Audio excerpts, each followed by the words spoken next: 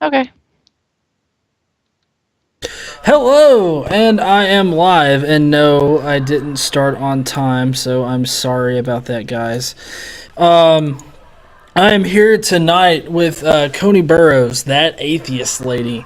She's on YouTube as well as Twitter and Patreon and all these other lovely places. And, tonight, what we're going to be talking about is her religious background, and, of course, there we go. Just in case I didn't blow your ears out with my voice. Um,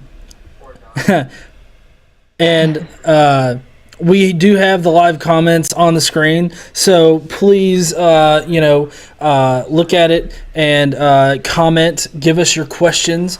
Koni, I know, is watching, so she will be answering your questions as they come in too. But we're going to be talking about her religious background, like I was saying, and.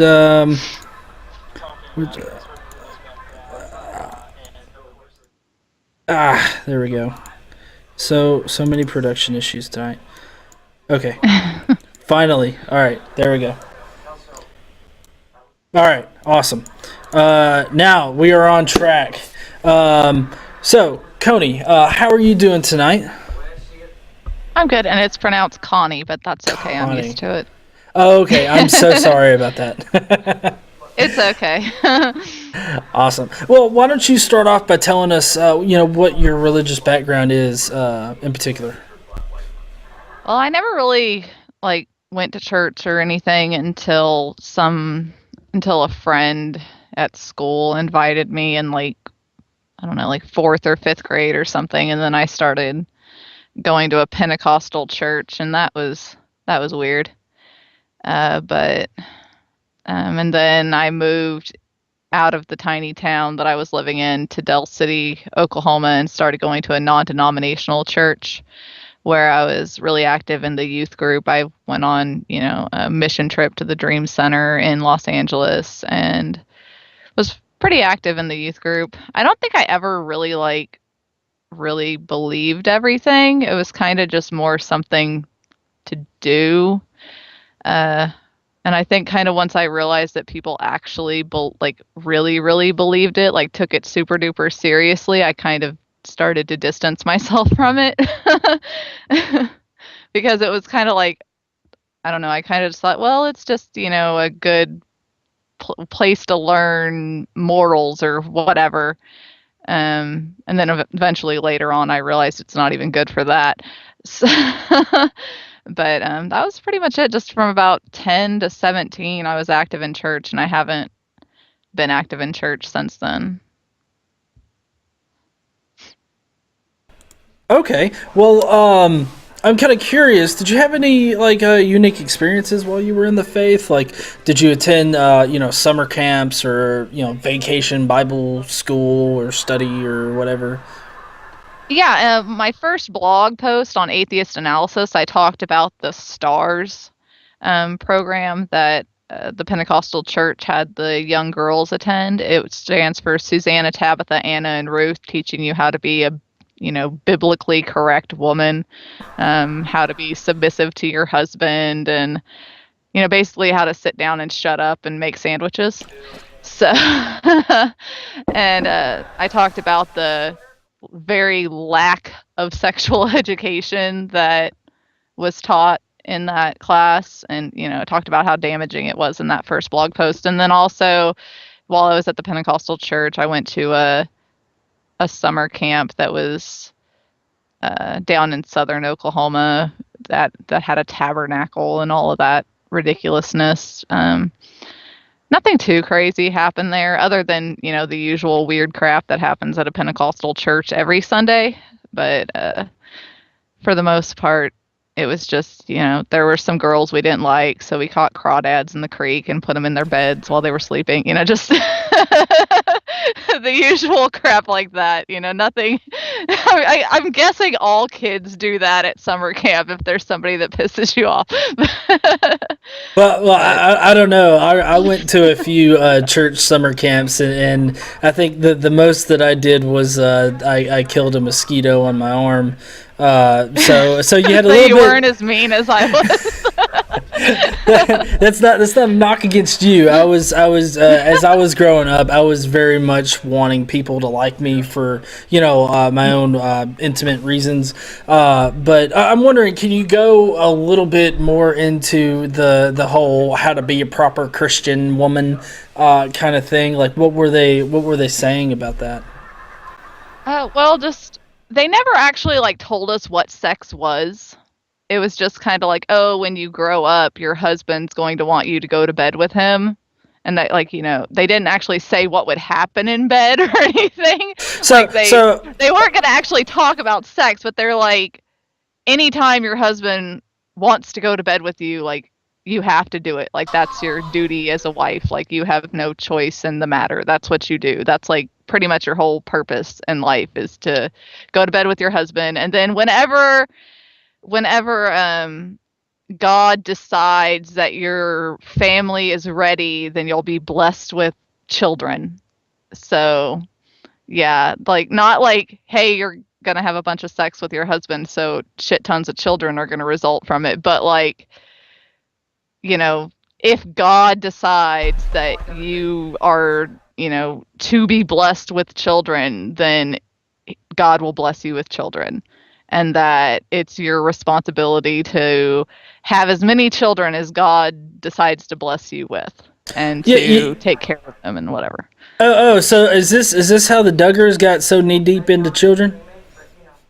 Yeah, I'm pretty sure it's something like that. I'm pretty sure that Pentecostal probably isn't that far off from the Quiverful movement. Well, I mean, I only mention that because, of course, it's a kind of current event thing right now that we can get into a little bit later, as well as how you came to blog on the Atheist Analysis website. But it just seems kind of odd how they were just like, now listen, girls. All you need to do is just go in there, do whatever he wants in the bedroom. Just block it out. I don't even remember what my husband does to me. It's okay. that just seems abusive to me. That's really how it was. Is they're like, oh, and they taught us how to like repair clothes that get tears in them, and how to like darn socks, and how to get stains out of things, and basically basically just teaching, because they're like, it's going to be your responsibility when you grow up and are blessed with a husband. Like, they basically said, like, any man who decides that they'll take you, just like be happy and blessed that God has brought you a husband. So, and then just be happy with that man that God blesses you with, and then pop out as many godly babies as God decides you need to have. That was basically what the class was, and I was like 10 years old. Yeah, well, I know that you live in the South as well as me. I live in North Alabama, but we actually don't have a lot of those, I guess, type of Christians around here where, it's just like, well, however many babies God wants you to have, or, biology allows you to have before your vagina falls out, just, keep having them. I've known of one person around here that has kind of a family like that. They end up having about, I don't know, 8 kids. How many? 8. Is it 8? Yeah, 8 kids. And I feel so sorry for those parents, because they stopped because the last one almost killed her. Oh yeah, they had to stop because the last one almost killed her. But you know what? I think I would use the argument of, well, you know what? If God wants you to die in childbirth, maybe you should die in childbirth. Oh yeah, they taught us that too. That if basically, like, if you became pregnant, regardless of what happens, you never abort the baby. And then if you should die, then that's just God's will. But they never actually explained, like, what about bearing a child and like going through childbirth would like cause you to die. It's just like, oh, God decides that you need to die now, so that's what happens. It was like they never actually explained anything. It was just very like, this Bible verse says that, your husband owns your ass, and that's like all it was. It's still a thing. Like, I looked it up. there's not a whole lot of information about it on the internet, but you can like see it referred to. But I'd really tried to find like how to order the books and stuff and the information, but it seems like they're very kind of hush hush about it. Like if you're a pastor that knows the people that print the books or whatever, then you can get the books, but they don't have it to where like you can just go and order the books. Not that I could find anyway. Because whenever I wrote the blog post about it, I tried to find it because I'm like, so here, look, people, look how fucking crazy this shit is. But I couldn't find it, so. Yeah. Well, I know that you also mentioned that you were kind of went to a Pentecostal church. I'm wondering, can you kind of elaborate on something that separates them from the other craziness of the Christians? Oh, speaking in tongues and throwing yourself on the floor and convulsing around and did like you did you see any of that? Yeah, there was this one woman that would always like be speaking in tongues and just like throwing her hands around all crazy, and then she would fall around and flop on the floor while she was just screaming all this crazy shit. And it was really weird to me because I'd never been to church. And then like the first time I went to church, I was like 9 or 10 years old. And then all of a sudden there's these people just flopping around on the floor and screaming gibberish, and I'm like, what the fuck is all this? But it was kind of entertaining, so I kept going because I didn't have anything else to do. I lived out in Earlsboro, Oklahoma. The school I went to had less than 200 kids from kindergarten all the way through 12th grade. Like, that's everybody together. The whole district together was 200 kids. So what the hell else did I have to do out there other than go and watch people flop around on the floor on Sundays? Well, I'm wondering, is that more of an indication of how big the town was, or how many people were actually in school? The town was only like less than 3,000 people, and most of them were like old people. Okay. So, yeah. There weren't a whole lot of kids out in town, period. There was me and then like 2 other families that had kids on the street that I lived on, and there were about 8 or 9 houses down the street, but only 3 of us had kids, so they were mostly older people. Okay. Well, I would like to remind everybody in the comments that we will be answering questions if you have them, and we're monitoring them. So if you can, give us some questions or comments, about what we've been talking about so far. But let's get into what got you to start to question. I know that you said that you didn't really partake into the belief that much, but was there any certain thing that really got you to start like scratching your head and being curious, about, why you believed in it or why you were there? Well, whenever I was in junior high, because Delcrest Middle School is the middle school that I went to, which it's been in the news a little bit lately because there's a Satanist girl there that's going there right now that was sent home from school because her skirt was too short, even though it wasn't too short. But like previously there had been comments about her Satanist necklace, so they're just targeting her because she's different. And that's the middle school that I went to. And while I was going there, it was all of the Columbine stuff happened while I was in attendance at that middle school. So everybody, if you were like even minutely goth looking or wore too much black or wore black makeup or anything, they were like all over you to like get out of their school. And they didn't want us to like, my friend Barbara got expelled for wearing black fingernail polish too many days in a row and representing Gothism and being against Christ. They expelled her from school for that. I didn't realize that you could be expelled from a public school for going against Christ. Well, this was the late 90s when everybody was freaking out about how the Columbine dudes had to have been Satanists and everybody was losing their shit. Like, this was and like Marilyn Manson got banned from Oklahoma because it was all his fault that those kids shot up the school. Know what I mean? So that was the time period that we were living in, and so my friend Barbara got expelled, and I was like, well, that's some bullshit. What the fuck? Like, what is that? And so I started wearing all black, like just black skirt, black shoes, black shirt, black. I wore a black cloak. And I did my like black eyeliner up, and I started coming to school like that because I was a straight A student. I was in the drama club. I was in choir. I'd never been in any kind of trouble. No reason for anybody to even like notice me. And then they started being like, well, why are you wearing all black like that? I'm not going to stand for you representing Gothism in my school. And I'm like, what the hell? I'm like, Gothism isn't even a thing. Like, I can remember that exact phrase coming out of my mouth to the principal. Gothism isn't a thing.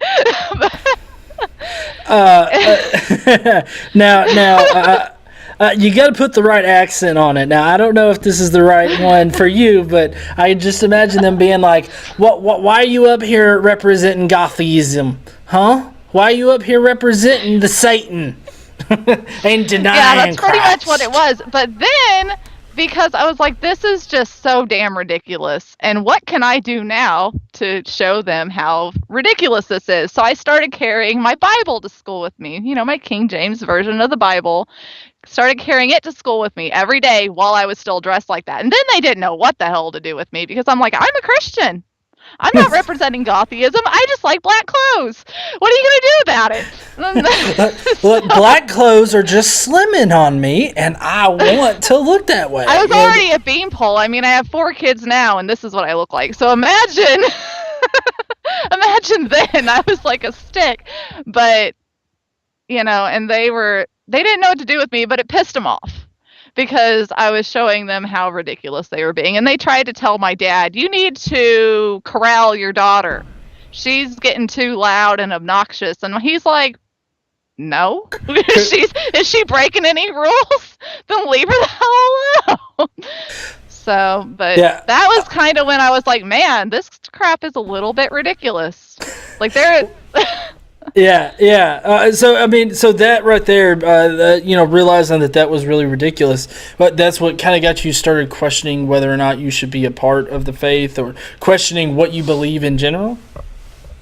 Yeah, because my understanding of Christianity up to that point had been, we're supposed to love each other and we're supposed to be supportive of people and all of that stuff. But that isn't the way that anybody was acting. And I'm like, okay, so wait, if this is what we go to church on Sunday and that's what the preacher screams at us for 2 hours, that love your neighbor and blah, blah, blah, blah, blah, why then is this the way that, Christians are acting towards my friend? Like what? And then they're using the Bible to justify it. So that got me to start actually reading the Bible. Because at that point, well, I did read the Bible, but I read the Bible on one of those year plans where you read these scriptures each night, and then by the end of the year, you'll have read the whole Bible. But then I realized after I actually read the whole Bible on my own that I didn't read the whole Bible in that year plan of read these scriptures every night. I didn't actually read the whole Bible. They make you think you did, but they skipped you around a bunch of stuff and they left out all the bad stuff. And right. So basically, you read the cherry-picked Bible. Exactly. I read the parts of the Bible that the church wanted me to read, but they said, "Oh, you can easily read the Bible in a year if each night you sit down for 5 minutes and you read these scriptures." And that's not really happened. And then whenever I actually read it, I was like, man, this stuff doesn't make a whole lot of sense. But then I kept going to church because it was something to do. And I was actually pretty open with my youth pastor and stuff because I stopped going on Sundays, but I continued to go on Wednesdays. And I told my youth pastor that I was like, I just don't really think that I really believe all this stuff. I was because I asked him, I was like, are we supposed to literally believe that God created the earth in 6 days and then took a nap. Like are we supposed to like for serious believe that? And then some chick ate an apple and now we're all doomed to hell forever because some chick decided to eat an apple. Well, And now, hold on now. I'm sorry to interrupt. I normally don't interrupt, but if you were to have watched my channel today, we would know that Eve actually had relations with the snake, and they had weird snake babies named Cain. So just to put that out there. That's not in the King James version of the Bible. So they edited that about, but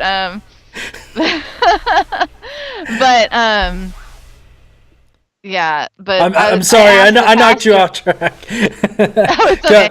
No, but so I asked the pastor like if like we were really supposed to believe all that, and he was like, "Yeah, that's what the Bible says, so that's how it happened." And if Eve didn't do that, then there would have been no original sin, and then there would have been no reason for Jesus to have to die for our sins because sin wouldn't be a thing if Eve hadn't done that. And so I'm like, okay. And then I talked to him a few other times, and I'm just like, okay, because I was one of the most trusted members of the youth group. Like, if they needed somebody to like sleep overnight in the tree tent, because they would sell Christmas trees every year, and there would be like the trailer that they would have out there. So I would be the one that would like sleep in the trailer and guard the money and stuff. And anytime money had to be transferred around, I was the one that they trusted to do it because pretty much I was the only one that would do it, and nothing would come up missing because I was the only honest kid in the whole place apparently. So even though they knew I wasn't really on board with believing anything, they were cool with me being around because I helped with things. And I was like, I still want to do all this stuff and be active in the community and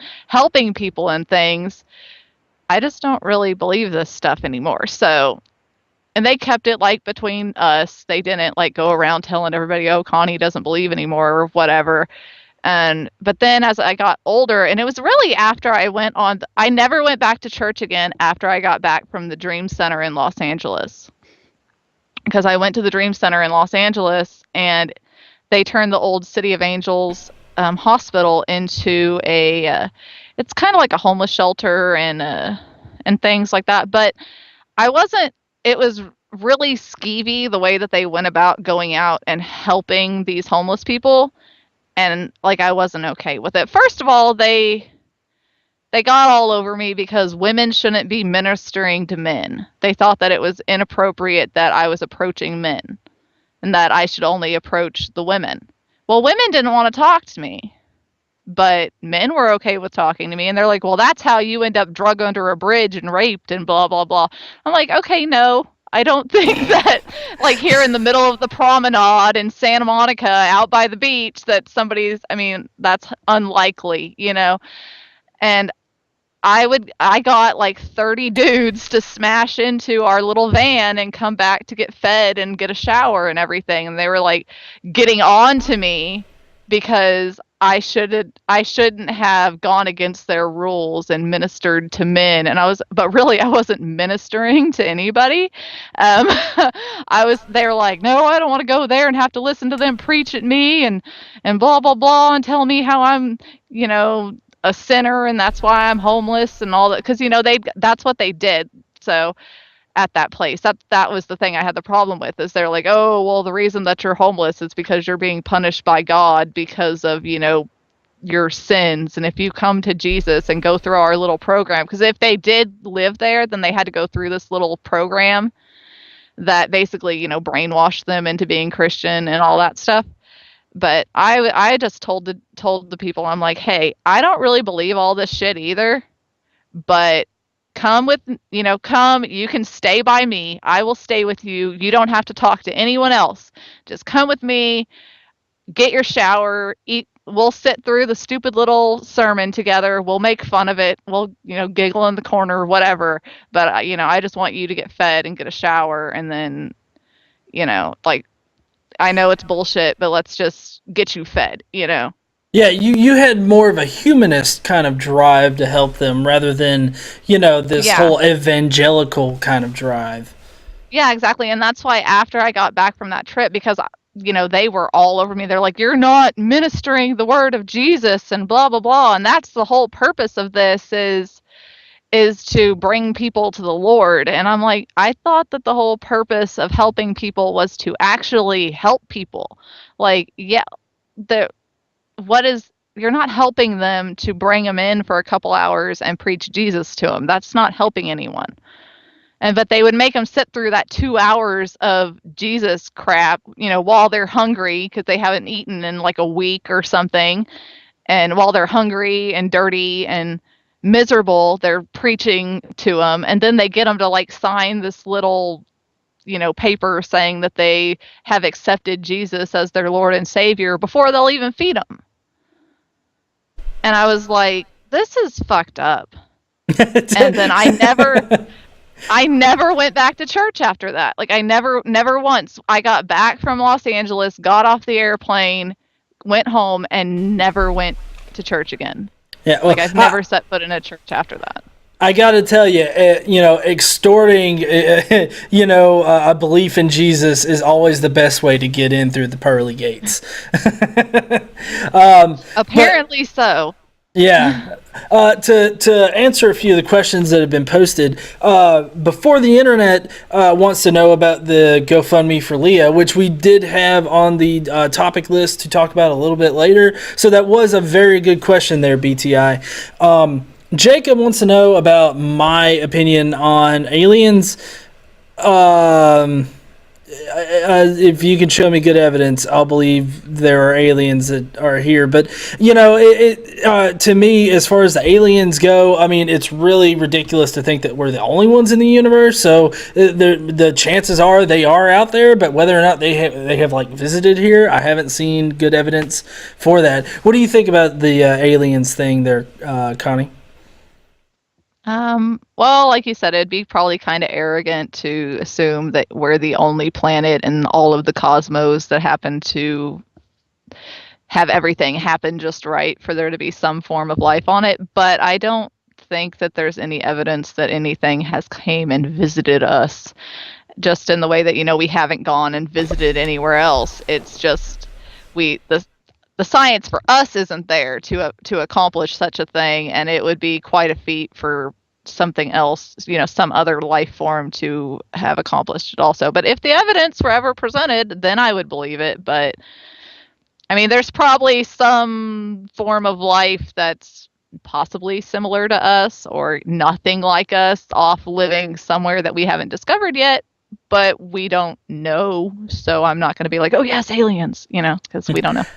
All right, Mike just asked how you got the nickname Spork Mouse, and I'm kind of curious about that too. Well, okay. Well, I used to get called Mouse in high school because I think it's pretty obvious that I'm pretty damn buck-toothed. I mean, this is me with my mouth closed.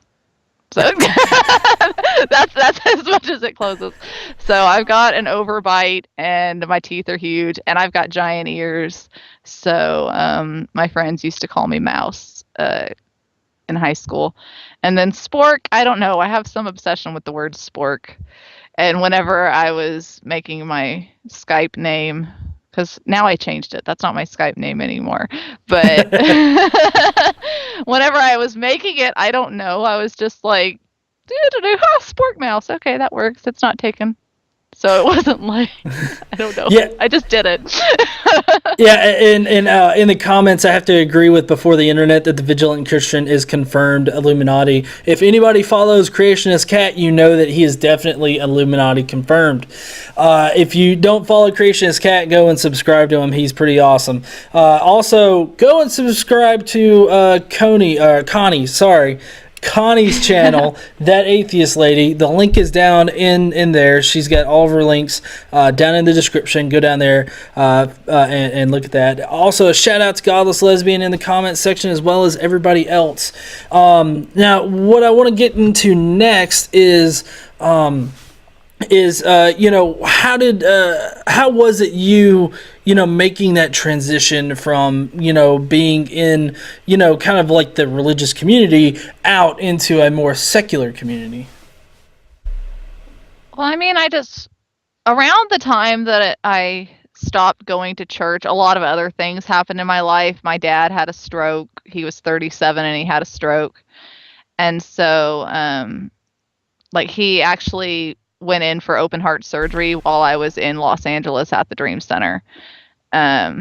So, there were just a lot of things. So I was kind of just, when I got back from the Dream Center, I stopped going to church, and people didn't really bother me about it too much, I guess because they knew that I had all the stuff going on where I was taking care of my dad and whatnot. I was 15 and a half at the time. So yeah, I guess I wasn't 17 whenever I quit going to church. I was 15 and a half. Yeah. Um, that just clicked because, like, right before I went to the Dream Center, I went and got my learner's permit so that I would have an ID to get on the plane, and that's what I could get because I was 15 and a half.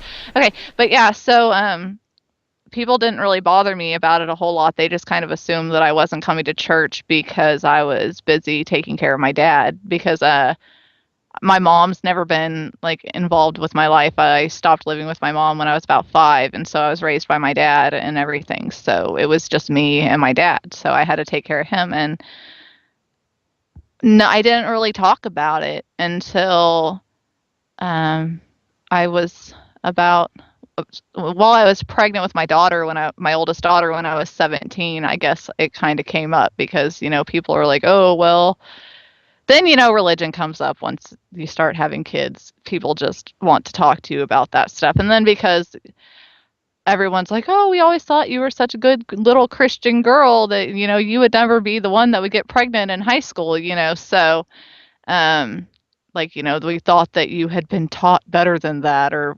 whatever, whatever stupidness. But then I was just kind of like, well, I don't want to go to church. And then I didn't take her to church. And then people are like, well, why aren't you taking your daughter to church? You should start going back to church just, for your daughter. And I'm like, I don't want her learning the crap at church. Like, that's, or not, at least not, like, if she decides, she's 11 now and she's never shown any interest in going to church. But I mean, if she did want to go to church, I would go with her. She's not going alone, that's for sure, because you don't know how weird any of these pastors or youth leaders or other people in a congregation might be. She's not going into a church building without me, ever. Yeah. But I mean, if she showed interest, I would go with her. But I wasn't going to. I just told people I'm not going to tell my kids what to believe. I think she's too young to go to church, and I guess I didn't really talk about it until about 3 or 4 years ago. When I was about 25 is when I started to be really vocal about it. I kind of, like, juggled with the idea of, like, not celebrating Christmas and Easter anymore when I was about 21, like, shortly after my third kid was born. I was like, why are we doing this? Because at the time I was living in Virginia, and we weren't around family or anything anyway. And it's like, why are we even bothering with this crap? It's not like we're going, because my husband at the time, he didn't believe in God or anything either. He was just like, okay, well, we just did Christmas and Easter because that's what you do. You do Christmas and Easter. And so for a little while, we're like, it's not like we're going over to family's house or anything. It's just us. We're just stuck here all by ourselves, living in military housing. Why are we putting up the tree? Why are we doing all of this stuff? Like, there's no reason for us to be doing it. But then we ended up doing it anyway because he was kind of like, well, it's still fun, and I don't want to deprive the kids of something fun that everybody else is doing. And so I just kind of went with it. So we kept doing Christmas, and that was kind of it about that. We never really talked about it much anymore. I think it helped that he wasn't religious either, that I didn't really have to talk about it much. I mean, my whole life was kind of just in the house at that point. He was in the Navy and gone most of the time, and I was at home taking care of kids, and I didn't really interact with any of the other Navy wives much because most of them were off screwing everything in town, and I didn't want to be part of that crap. So, I was not really interacting with very many people. So it wasn't until he and I split up that I kind of had to get back out into the world and start interacting with people on a more personal level again. And then those things started to come up, and I had to be like, explain why I don't believe in it. And then that kind of snowballed into, where I am now, of actually being an activist about these sort of things. Okay, so I'm sorry if I missed this, but what made you want to start speaking up and being a lot louder with your with your views and everything? Well, my kids started coming home with questions from school because we're in Oklahoma, and I knew it because I grew up in schools in Oklahoma. But I mean, at the time, I didn't really notice that it was a problem because, I mean, I was a kid. It was just what was going on around me. And um and since my dad went to Christian school when he was a kid, he didn't think much of it either. It's just that's just the way things are. He didn't ever. I mean, he's atheist too, which he didn't tell me he was atheist until about 6 months ago. Um, but it was just the way it was. But then when my kids started to go to school, and then I didn't think about how, like, I haven't taught them about religion at all because I've never had a reason to, because they'd never really been exposed to it until they started going to school. And then they started hearing about it from their friends, and then they'd come home and they'd be like, "Oh, what's this Jesus stuff?" And then I would try to, like, find out what denomination their friend was so that I could give them I would explain to them, "Well, your friend believes this stuff," and they would usually just look at me like I had five heads, like, "Okay, well, alrighty then." And I would be like, "Well, what do you think about that?" And they're like, "Well, that sounds pretty ridiculous." And I'm like, "Okay." And then that would be the end of it. That would be all that we would talk about. But when we moved, well, actually, it was whenever my boyfriend, when we got together, his mom is very Catholic. Like, she is a Catholic woman. And then the rest of the family is like, Southern Baptist or some whatever. They're all very religious, basically. And they just loved me and just thought that I was the best thing to ever happen to their son until they found out that I'm atheist. And then it was a big, huge ordeal. And then, of course, my kids started overhearing things about how, um, you know, they thought less of me. Like, they don't really like me anymore because I don't believe in these things. And then so that's when my kids started to pick up on, oh, we're supposed to believe this stuff, we're expected to also believe this stuff. And they'd never picked up on that before. And then that pissed me off because I'm like, you know what, no, we're not supposed to believe this stuff. It shouldn't be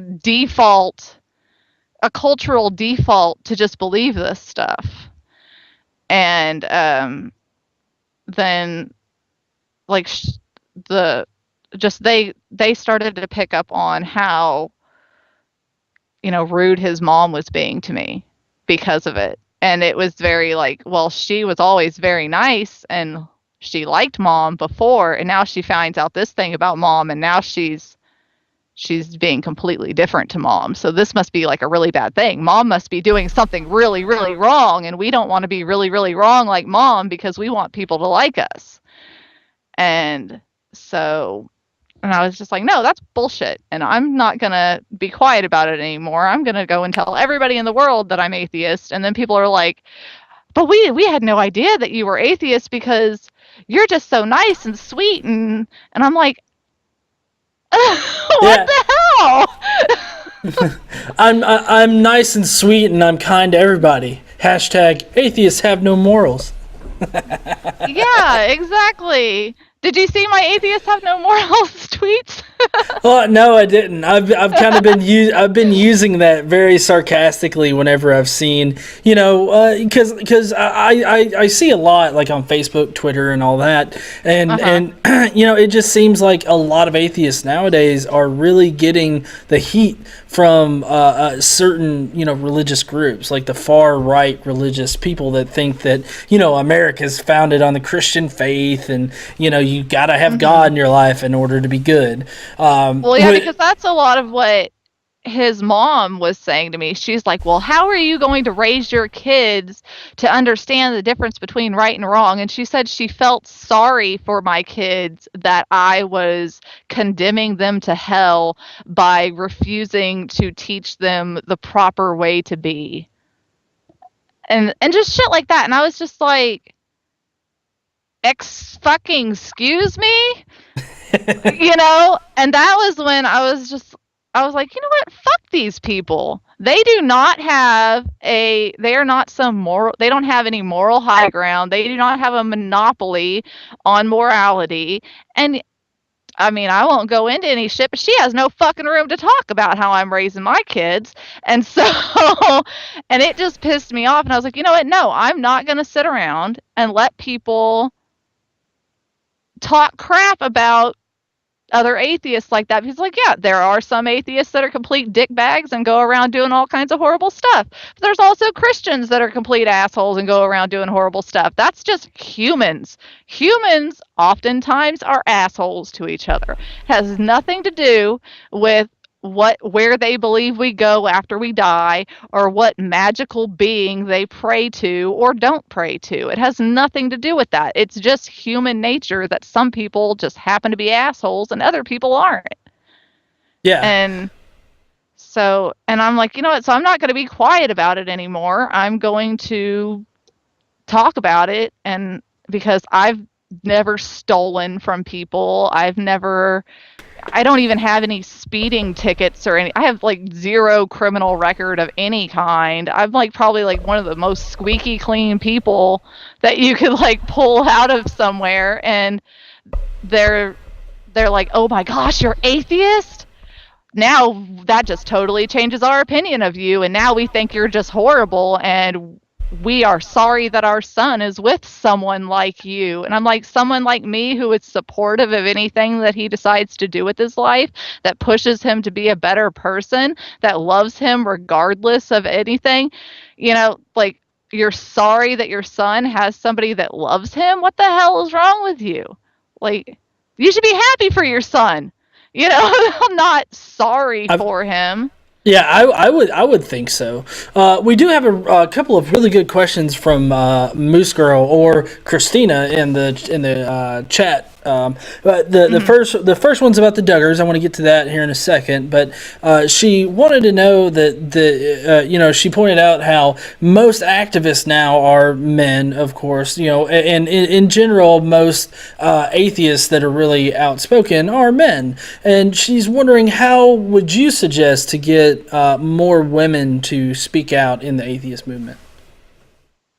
I mean, they just need to start talking. Most women, I know that, part of the indoctrination process for women is that it's our place to be quiet.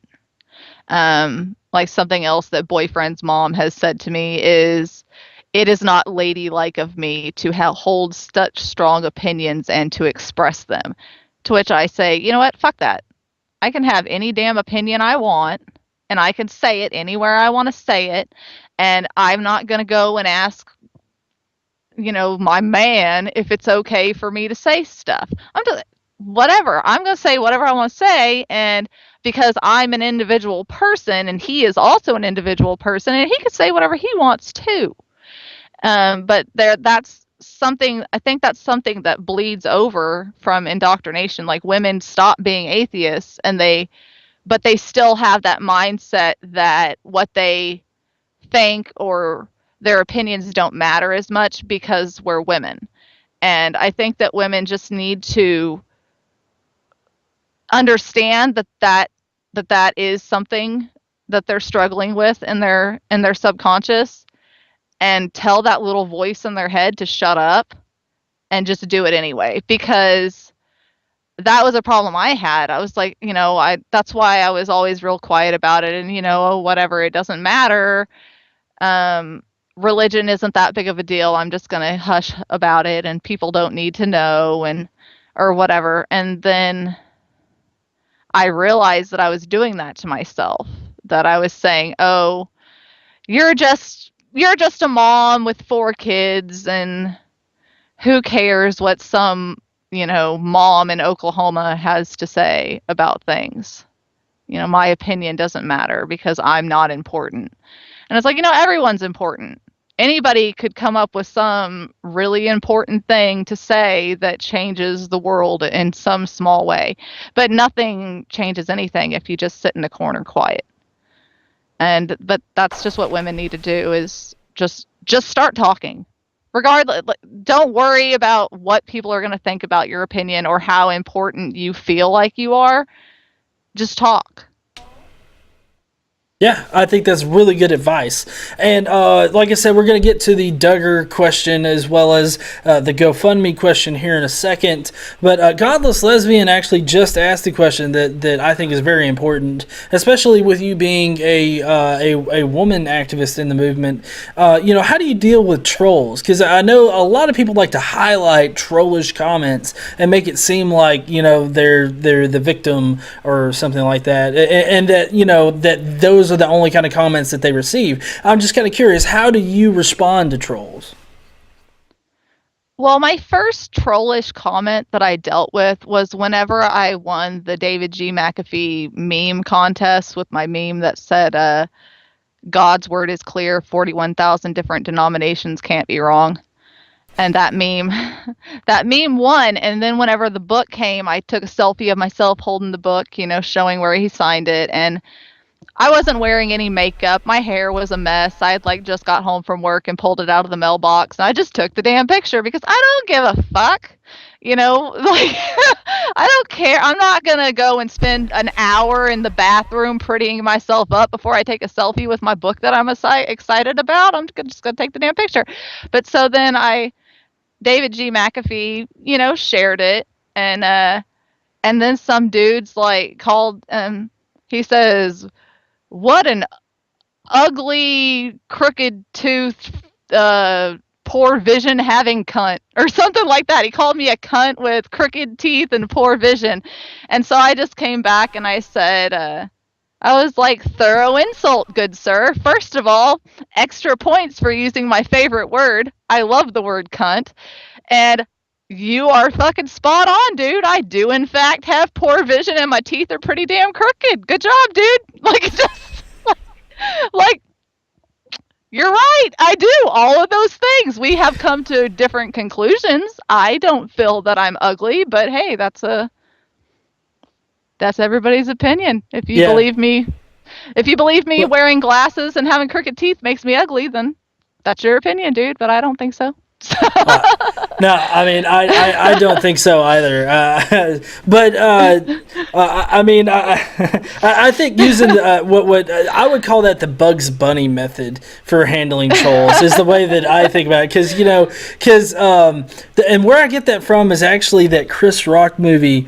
Where he's like the first black candidate running for president or something like that, and it's like he's trying to run his campaign, and he's like, "We're gonna go full Bugs Bunny on him," and like what he meant by that was like he's gonna kiss him, and because that's what Bugs Bunny would do, is he would kiss Elmer Fudd on the cheek and then just sort of tiptoe off or whatnot, and I think that kind of approach to a troll is actually very good, because then what you end up they don't know what to do, because they expect you to get all angry and be like, "I'm not ugly, my teeth aren't crooked," and it's like, I am fully aware of what I look like. I'm not gonna be like, "No, my teeth are perfectly straight." They're not. I mean, I know this shit, and so okay, good job pointing out the obvious, Captain Obvious Man. And I don't really care. Because they obviously have nothing of intellectual value to say if that's what they're going to. If somebody wants to say something, some idea or premise behind something I'm saying is incorrect, well, yeah, then I'll debate with them or whatever. But I'm not going to sit around and have an argument with somebody who's like, "You're ugly." Okay. Good for you for finding me visually unappealing. I don't know why I should care that some random person on the internet thinks I'm ugly. There's no reason for me to care about that. Yeah, I know you get those kind of comments, but normally I get like the fact that I'm overweight, or other things Mhm. like that, or that I'm Southern, kind of thrown in my face on occasion. And normally I've come to the my normal reaction is to just laugh at them, and be like, okay, well, you just don't have an argument, so my job is Mhm. done. Yeah, like if that's what you're talking about, then you obviously don't have anything of value to say, because if you had something of value to say, then you would, present your argument on at the top about the topic at hand, rather than, oh, your physical appearance. Yeah, so Yeah, I know. Me personally, I actually had one guy who still kind of stalks me now, and he went as far as to make a video where he put a pillow up under his shirt, put on glasses, and then acted like he was having a heart attack. okay. Yeah, I know. And he made a video about it, and I'm just like, this is so stupid and ridiculous. I have no idea why he cares so much. Because I made like one response video to something that he had said, and apparently he cared a whole lot about what I had to say. Um, but now, before we get into the Duggar thing, I want to know something, and that's what do you find that's different about yourself now as an atheist, as opposed to when you were more active in the religious community? I think I care more about people and just the world in general. Because I know that there was a period of time where I was like, well, if Jesus forgives my sins, then fuck it, I'm gonna go off and do this shit over here, but I wasn't really as aware. I didn't consider the real world consequences and ramifications of my actions like I do now.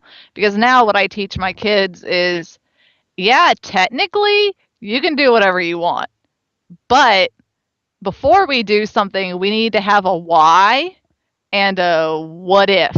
Like, if I do this, how is it going to affect other people? How is it going to affect me? What are the future repercussions? And why the hell do I want to do it in the first place? And if you don't have an answer for any of those questions, maybe you should just not do the shit, because, but, whenever I was a Christian, I didn't think about any of that crap. I just went off and did any dumbass shit I wanted to go and do, because I was like, well, I can just ask Jesus to forgive me on Sunday. Well, actually, that leads me into another one of Moose Gal. Apparently, I got that wrong a second ago. One of Christina's questions, and that was, Connie, how do you feel about the forgiveness aspect to Christianity? Because, with Josh Duggar, here in the news lately about, molesting underage girls, I think 5 of them, including some of his sisters, and this whole, the Christian reaction to forgive him of his past sins and transgressions instead of holding him accountable for it, and whatnot. I'm kind of curious, too, as to how do you feel about the forgiveness aspect to Christianity?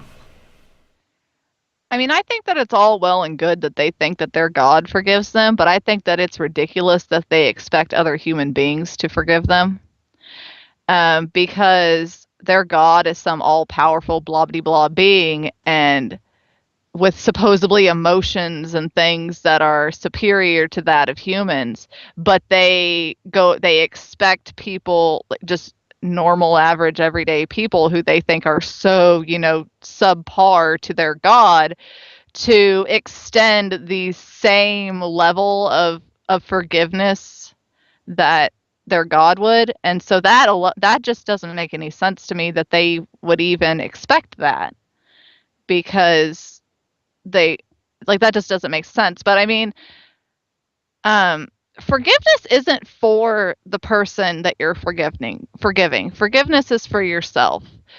You don't forgive somebody to, spare their conscience. Forgiveness is a part of your own healing process, and I don't think I mean, I don't need to forgive Josh Duggar. He didn't do anything to me. And I think he's a not exactly a human being that I would ever want around me or my family, but there's no reason I don't need to forgive him. The general population doesn't need to forgive him. They shouldn't be asking for apologies from the general public. The people he has hurt need to eventually work through the trauma that they've undergone due to him, and he should be punished for it. The general population shouldn't be forgiving him, period, at all. The judicial system should be taking the appropriate actions for him to go through treatment and prison time and things because for a short time I worked at a juvenile detention center, and I had some time that I was in the sex offender unit, and it's not if you're underage, it's not prison. It is a treatment facility. They are trying to rehabilitate these kids so that when they're adults, they can go back out into the world and function as normal human beings and, coexist within society without doing these things again. Because if they're doing that, there's something that happened to them, or there is something going on with them mentally that they need help for. And if he didn't receive any of that kind of help, he's going to do it again if he if he hasn't just continued doing it in the first place. Jesus isn't going to come into his life and stop him. Jesus was already in his life. They were already a super religious family. So it's not like all of a sudden Jesus is going to change him. That's not the way that the human psyche works. And so if he hasn't received any treatment, and these girls haven't received any counseling and treatment for what happened to them, because it seems like they were just like, oh, he did a thing, and because he's a man, his image and things are more important than that of the girls. And, they usually don't give a shit about the women in these situations. They usually just try to, make it appear like they fixed the man. But I know that my uncle molested my aunt when they were kids. The uncle was sent off to counseling. The aunt was just told to, be quiet about it and forgive him. And, she didn't get any counseling, though. And that seems to be what's happened in this situation, is that those girls aren't getting any counseling to work through the trauma that they've experienced. And that is unacceptable. That is just, they should be getting help. Yeah, no, I completely agree about getting help for everybody in the situation. Because as far as that ties into the religious stuff, because they are the ones that should be working towards being able to forgive him for themselves, for their own reasons.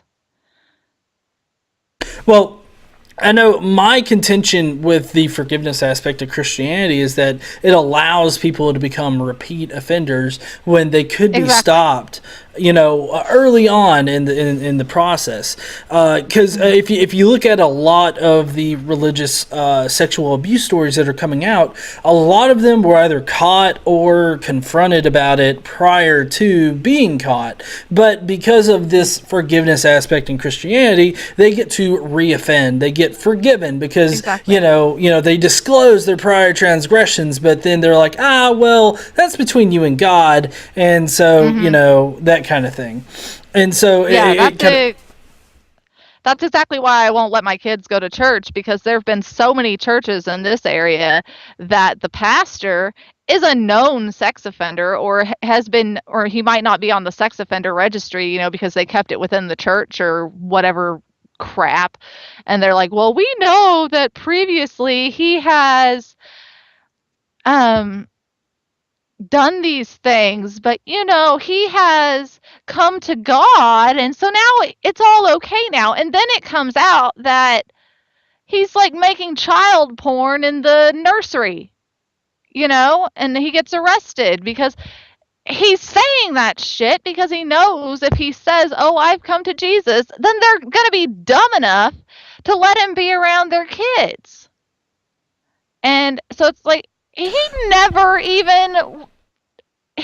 even really believed himself that he was any better. It was all just a game of manipulation to get closer to people's kids. And that's what a lot of people do. Because when people have that mentality, they don't care about anyone else. They'll say whatever dumb shit they think they need to say to be able to get close enough to their next victim. And that's where it's really harmful with this whole, oh, well, we forgive him. No. Unless he has gone through a bunch of treatment and everything, and then still don't leave him alone with your kids, that's just stupid. No, yeah. I can't remember how long ago it was, but there was a church down in Florida that actually banned kids from their church because the pastor was a sex offender, and they still wanted him to teach or, preach to them. So they decided to ban kids rather than kick the pedophile pastor to the curb.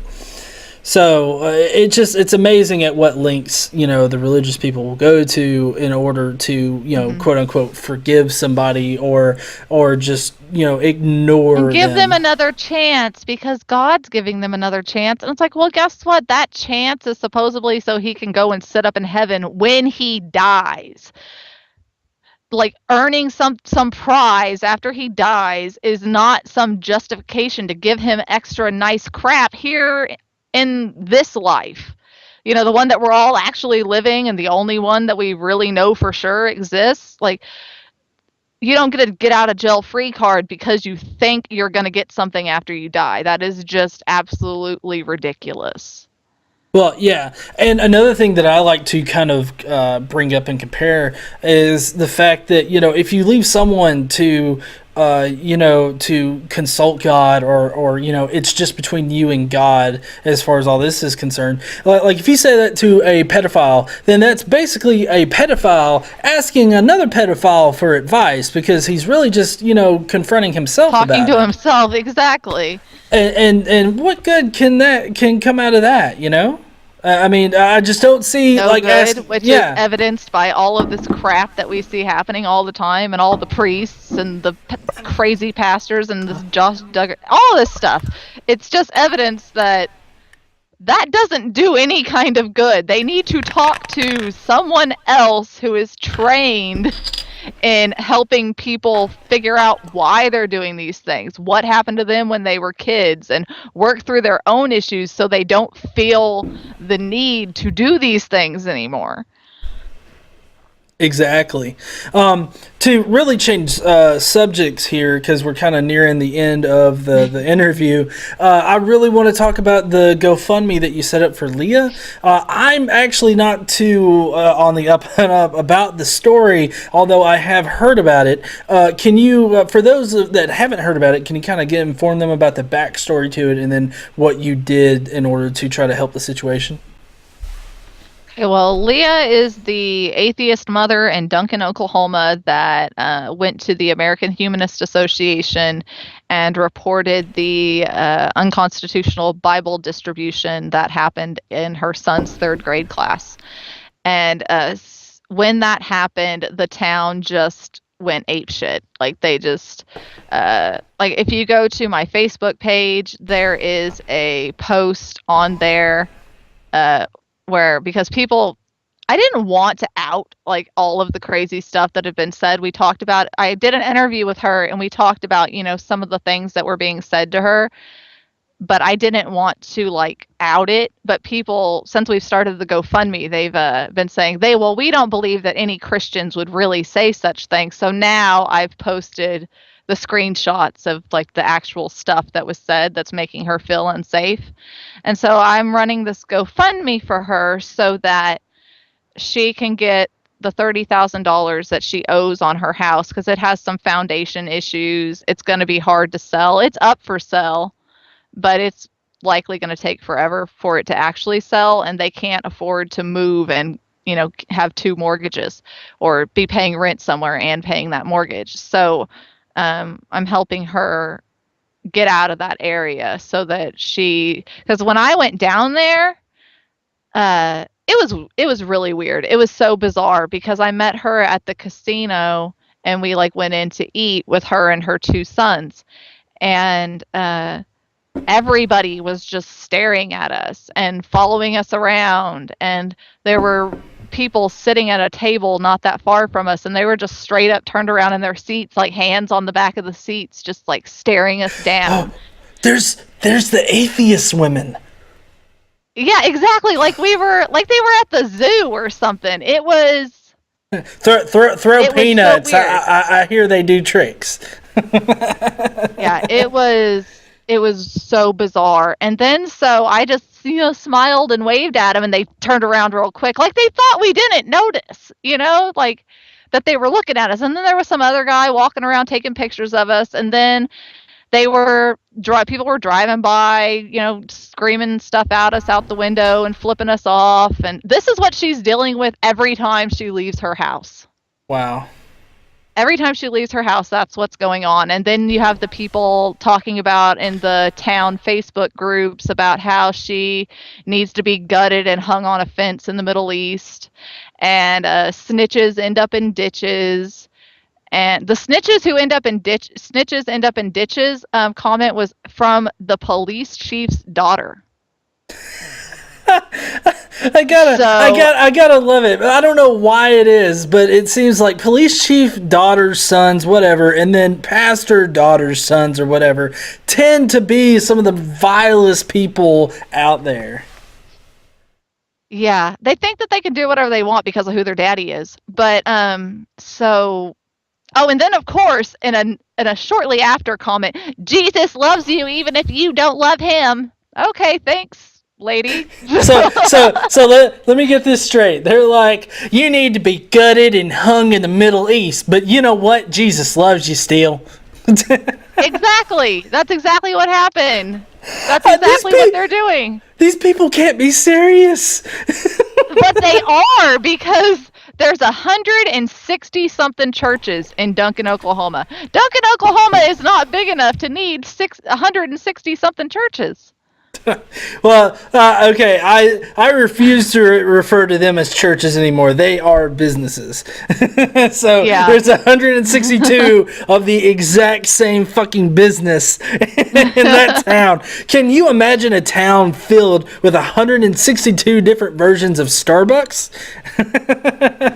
Yeah, it's definitely not necessary. Because I live in Oklahoma too, but I had never been to Duncan until I went down there to meet her, and there's more churches in that tiny town than there is in Shawnee, and Shawnee is a way bigger town. I live in Shawnee, and we don't even have that many churches. We have like less than half that many churches, and there's way more people here.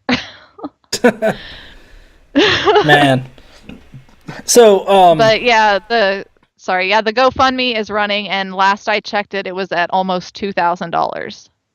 Well, that's awesome. I'm going to have to find that GoFundMe and make sure it gets in the description. I didn't get that in there before we started. But I'm also going to try to share it on my page. On my page, and I'm really going to push it hard because she really needs the help. Along with, I usually try to push a lot of GoFundMe campaigns for people that really need help. I know recently I tried to help out Stephanie Goodmortensen. I don't know if you know about her at all.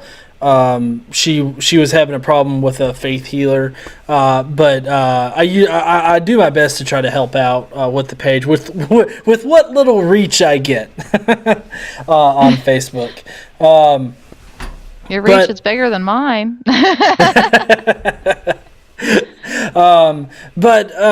So let's talk about your Patreon. I know that you recently just started up a Patreon, and you've got a really interesting story on it as to how you came to blog for the Atheist Analysis webpage. And so I'm kind of curious, can you elaborate about your Patreon page as well as all of that?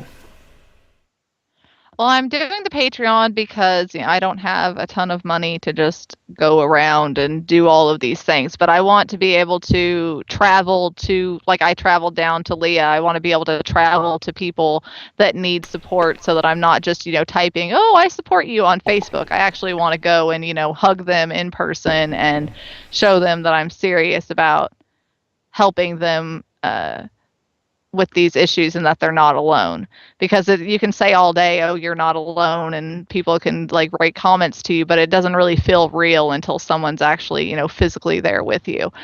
And Leah and I have become really good friends now. We're actually going to meet up again tomorrow in a Bricktown in Oklahoma City. So um yeah, but that's why I need the Patreon money, is so that I could do those things, have the gas money in my car to go out and talk to people. Like I want to go talk to Valentine that goes to the Delcrest and Del City and talk with her and things, but that's like, an hour away. So all that stuff costs money. And so that's, what else did you want me to talk about it? Well, on your Patreon page, you talk about how you came to blog for the Yeah. Atheist Analysis page, and I thought that was kind of an interesting story. It kind of goes with the David G. McAfee aspect to it, with you commenting and whatnot. But I'm wondering if you can elaborate for those of you, for those in the Okay. comments or watching this or whatnot. Yeah, I mean, I just kind of started commenting on his posts and joined his group and just kind of started talking with people there. And I started getting a lot of my things I said featured as the comment of the day. And so it was kind of like, oh, wow, shit, somebody saw something I said and they thought that it was, not totally stupid, because I mean, I didn't mention before, but I mean, my previous marriage was very emotionally and mentally abusive. He very, didn't want me talking, didn't want me going anywhere or seeing anyone, and he very much kept me at home. He didn't even take me to like the military events where people like to go show off their wives. I didn't even get to go to those. So, I very much, like, I knew it was bullshit that, that I don't matter, but it was still, I didn't think that anything I would say anybody would care about it, because I'd been being told that I was stupid for so long. And so when David G. McAfee started featuring my comments, it helped me kind of come out of that and realize that, maybe I do have some smart things to say sometimes. Maybe I'm not a complete dumbass. And and so then Mike found me through all of that and got me in touch with the people over at Atheist Analysis, because he said, you have a unique view and on things, and you come at things from a different angle than other people in the secular community are currently coming at things from. And it would be really nice if you would get your stuff out there more. And I was like, okay. I was kind of reluctant, like, okay, well, if you say so. I was still just whatever. I don't really think I'm saying anything all that special. But, people were pushing me that you are saying something different and unique and special, and more people do need to hear it. And so then I started blogging for Atheist Analysis, and then I started doing this stuff with Leah, and it's all just kind of blown up. And all of a sudden, like, I got recognized out in public like last week. That was weird. Yeah, like I was just like trying to get some food, and some teenage girls start squealing like they saw Justin Bieber or something, and I'm like, what the fuck is like, and then I realized they're like fangirling over me, and I'm like, what the shit is happening right now? And so it's all so just bizarre that people, it's still weird to me that people actually want to listen to the rambling that I do.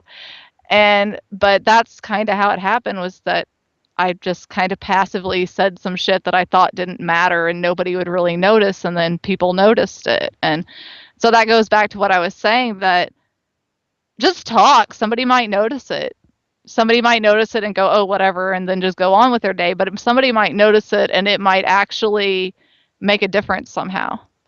And because that's totally what's happened with me. I didn't expect to post some bullshit comment on a Facebook post and then get featured comment and then people telling me, like, why haven't you made your own Facebook page yet? Why aren't you blogging? Why aren't you making YouTube videos? And I'm like, I guess I can do those things. Well, awesome. And I encourage anybody out there to, start speaking out and being vocal, because we definitely need to let people know that we are a significant population in America and we're growing. I don't know if you've seen the recent studies that have come out, but, the nuns category is growing significantly, as well as the atheist and secularist in the nuns category. So it's very interesting to see that grow and progress. And I did my own calculations with the numbers, and apparently the Christians are slated to be out of the picture by 2084. And so that's kind of interesting. If it keeps going on the same trend, I have a friend that she linked me to some good data from past years, and I really need to do a little bit more calculations with those numbers in mind. But I think that's pretty interesting. But we're kind of rounding off the interview here. I'm wondering, is there anything that you would like to tell, like a closeted atheist or anybody that's watching this video right now? Like, what's the best advice you can give them? Yeah, you're not alone. Even if you do live somewhere that you think every single person around here is Christian or whatever, they're not. Like, we're everywhere. As I started joining the atheist groups and like the local atheist groups, I'm like, holy crap, there's like almost 1,000 people in this group for Oklahoma atheists. That's like, I never would have thought that there were 1,000 other atheists right here in Oklahoma. Like, I mean, that's not a lot of people in comparison to, how many people are in the state or whatever, but we're around. There's other atheists to talk to. There's like, if you look at like the Clergy Project, there's people running churches that don't even believe the shit that they're saying. So, I mean, for all you know, your grandma who's telling you how much you need to believe it, she probably doesn't even believe it either. She just is saying it because she's been saying it for so many years. So, like, it's okay that you don't believe it, and it's okay to say that you don't. Yeah, I think that's a very important point to make there. And I have to say that if there is a closeted atheist that's watching this right now, is that I wouldn't say don't feel pressured to come out or anything. You need to come out in your own time, and that there's a great community of people here that's just waiting to accept you. And from what I've experienced, we are a very good, supportive, and accepting community, with the exception of a few bad apples, of course. Every community has their bad apples. There's always a few assholes in a room, but most of us aren't. Yeah. Well, Koni, I really appreciate you joining me tonight, and I hope that you will join me for a future interview, because I really feel like we didn't really have enough time to get into a lot of what you're doing, and I really see you going to a lot of great places with your activism. So I hope that you'll join me again sometime in the future, and I hope to see you at some conferences or whatnot, because I know I'm planning on being at a lot more conferences in the coming years. So I hope that we get to run into each other. Well, I'm going to be at Free OK on June 20th. Like, I'm not speaking or anything. I'm not going to be like somebody important there, but I am going. So if anybody is going to be going to Free OK, come up, say hi to me. I'll talk to anybody who wants to come up and talk to me. Okay. Yeah. Didn't you say that you had something that was going on this weekend? Oh, yeah. The boyfriend is actually working on the campaign, a petition to get medical marijuana legalized here in Oklahoma. And tomorrow at the Eufaula Library in Eufaula, Oklahoma, they're going to be doing a training on how to get people registered to vote and all of the legalities of how to make the signatures on the petitions legal, like actually count. So if anybody lives in Oklahoma, lives around that area, and wants to get involved in getting marijuana legalized. This one's just for medicinal purposes because, it's a step in the right direction. And you live around there, or you would like to find out about trainings that are going to be happening in other parts of the state, like my Facebook page, send me a message, whatever. We'll get you hooked up with Norma Sapp, the woman who is headlining all of this stuff, like getting the ball rolling for everything, and we'll get you hooked up with somebody to help you start gathering signatures on August 1st. Awesome. Well, I really support any kind of legislation that's like that. So if you live in Oklahoma and you're watching this and it's in time to do this, you need to get out there and do it if you support the legalization of marijuana. I think that it can help a lot of people with a lot of problems. And so I really want to emphasize how much you need to go and like her Facebook page, follow her on Twitter like a stalker, and also subscribe to her YouTube channel, because she's only got one video up right now, but I know that she's got a lot planned for the future. So do go there, consider being her patron if you like what she has planned, what she has in mind, and also, go and like all of my stuff, because, we're here on Secular TV. That's where this is being broadcasted live at. If you missed the live broadcast, then you need to head over to Secular TV and subscribe right now so that you can be notified of all the awesome shows that get posted there. I know Koni is on The Age of Reason that airs on, what is that, Monday nights? Is that right? Yeah, Monday nights. Okay, yeah. At 10 p.m. Eastern Time. Awesome. You need to go and you need to watch her on The Age of Reason along with Mike Phelps, the neo-atheist, and I hope you guys have a great night. If I did not get to any of your questions, please make sure you either message me or Koni over there at her Facebook page, Twitter, wherever else. Get in touch with her with those questions if we didn't get to answer them. And I guess we will see you guys next week for an interview. I'm not sure who we're going to have on yet, but I have an all-star list that keeps on building and building, and Koni is one of those all-stars. So, I'm an all-star. Yes, you are most definitely an all-star there, Koni. Do you have anything that you want to say as we just before we head out? Just follow me on all the different places. I also have a website, thatatheistlady.com. It's kind of ugly and stuff right now, but I'll be kind of consolidating everything to there. So that would probably be the best place to go check on, see everything in one place. Okay, and I just putting this out there, if you need any help with the website, I am a web developer, so if you need any help with that, you just let me know, and I'll try to do the best I can to help you out. Awesome, thank you. Yeah, and I hope everybody has a good night, day, weekend, whenever you happen to be watching this, and as always, think skeptically and stay godless.